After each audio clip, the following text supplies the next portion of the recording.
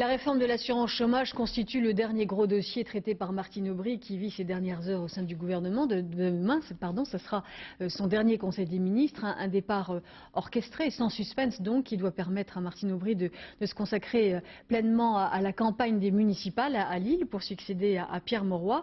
Avec Martine Lec, voyons le bilan de Martine Aubry.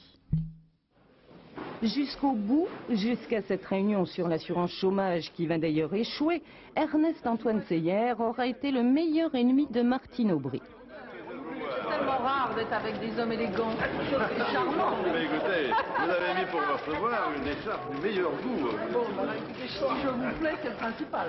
Une fois n'est pas coutume, car la ministre n'a rien fait pour plaire au patron des patrons, à commencer par cette réduction du temps de travail qu'il a toujours combattue. Chargée de promouvoir cette loi, Martine Aubry est devenue la bête noire du patronat. Madame Aubry, reconnaissez l'échec de votre première loi qui a tiré à peine 1% des entreprises. Votre loi, tout le monde le sait, est une erreur. Ils ne voulaient pas d'une loi, ils en auront deux. Et aujourd'hui, près de 4 millions de salariés sont passés aux 35 heures. Mais les patrons vont bouder une autre réforme. Les entreprises privées ne participeront pas aux 250 000 emplois jeunes, tous créés dans le secteur public. Pour le reste, le chômage est passé sous la barre des 10%.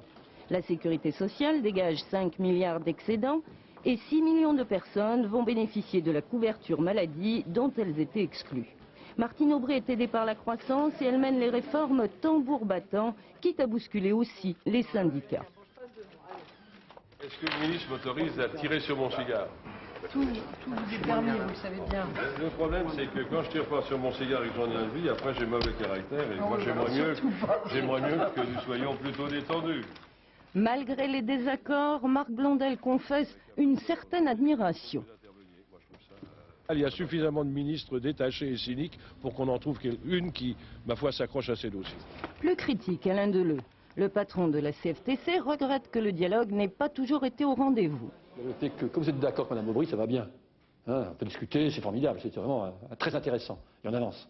Quand vous n'êtes pas d'accord, c'est plus difficile. Mais c'est un proche, Edmond Maire, qui se montre le plus dur.